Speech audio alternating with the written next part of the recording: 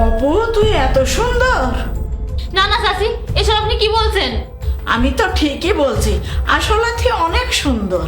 তুই তো সবসময় পর্দা করিস, আগে আমি তোর চেহারা দেখিনি। তুই বাসার মধ্যেও পর্দা করিস কেন?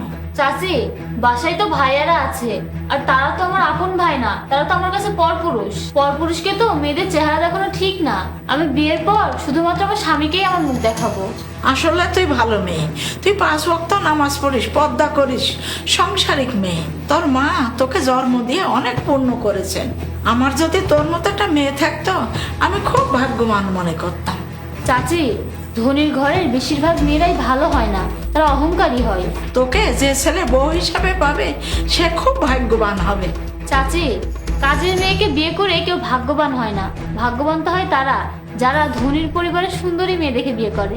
এখন সবাই মেয়ের বাবার টাকা দেখে বিয়ে করে, কেউ ভালো মেয়ে বিয়ে করে না।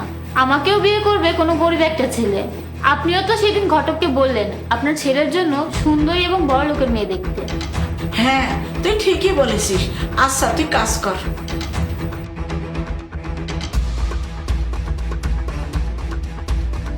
চাচি, ধনীর ঘরের বেশিরভাগ মেয়েরাই ভালো হয় না, তারা অহংকারী হয়। কাজের মেয়েকে বিয়ে করে কেউ ভাগ্যবান হয় না। ভাগ্যবান তো হয় তারা যারা ধনীর পরিবারের সুন্দরী মেয়ে দেখে বিয়ে করে। এখন সবাই মেয়ের বাবার টাকা দেখে বিয়ে করে, কেউ ভালো মেয়ে বিয়ে করে না। আমাকেও বিয়ে করবে কোনো গরিব একটা ছেলে। আপনিও তো সেদিন ঘটককে বললেন আপনার ছেলের জন্য সুন্দরী এবং বড় লোকের মেয়ে দেখতে। মা, হ্যাঁ, কিছু বলবি? মা, কাল ঘটক বলছিল তুহিনের জন্য ধনী পরিবারের একটা সুন্দরী মেয়ের খোঁজ পেয়েছে। আমরা কবে ওই মেয়েকে দেখতে যাব সেটা জানাতে বলেছে। হ্যাঁ, আমি সেটাই ভাবছিলাম। মা, তুমি তো অনেকদিন ধরেই এই কথা ভাবছো, আর তুহিনের জন্য মেয়েও দেখছো, কিন্তু তোমার তো কোনো মেয়ে পছন্দই হচ্ছে না। আমার পছন্দ ভুল ছিল বাবা, আমি আসল জিনিসটাই ভুলে গিয়েছিলাম। আজ আমি আমার পছন্দ মতো মেয়ে পেয়ে গেছি, আমি তার সাথে তুহিনের বিয়ে দেব। এই মেয়ে পারবে তুহিনকে ঠিক করতে আর সুখে রাখতে। তুমি কোন মেয়ের কথা বলছো মা? অপর কথা বলছি। মা, তুমি এসব কি বলছো? হ্যাঁ, আমি অপর সাথে তো বিয়ে দেব। এসব তুমি কি বলছো মা? অপু আমাদের বাসার একটা কাজের মেয়ে, একটা কাজের মেয়ের সাথে তুমি তোমার ছেলের বিয়ে দেবে? সমাজে কি তুমি মুখ দেখাতে পারবে? সমাজে কি আমাদের স্ট্যাটাস থাকবে? সমাজে সিসি করবে? আর আজ আমি দেখেছি অপু খুব সুন্দর। আমার কথা শোন বাবা, তুই সুখী হবি। তুহিন, আমার মনে হয় মা ঠিক কথাই বলেছে। সংসার করার জন্য দরকার একটা ভালো গুণের মেয়ে।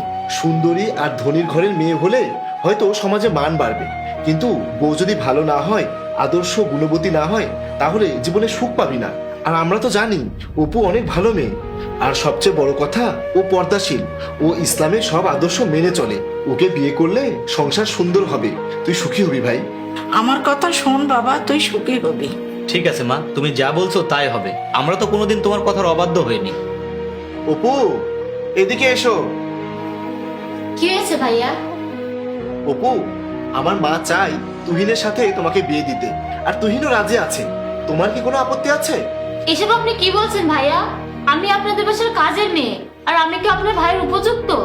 মারে, তুই আমার ভুল ভেঙে দিয়েছিস। তুই আমার ঘরের বউ হওয়ার যোগ্য।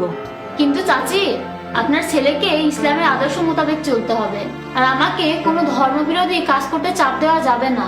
আর আমি আমার আল্লাহর আনুগত্য ও রসুলের সুন্নত মোতাবেক চলবো, আর তাকেও সেভাবেই চলতে হবে। তাহলেই আমি তাকে বিয়ে করতে রাজি। আমাদেরকে সেভাবেই চলতে হবে, যেভাবে আমাদের প্রিয় নবী হযরত মুহাম্মদ সাল্লাল্লাহু আলাইহি সাল্লাম আমাদেরকে চলতে বলেছেন। ঠিক আছে, আমি সেভাবেই চলবো। ভাইয়া, তুমি বিয়ের ব্যবস্থা করো। আলহামদুলিল্লাহ।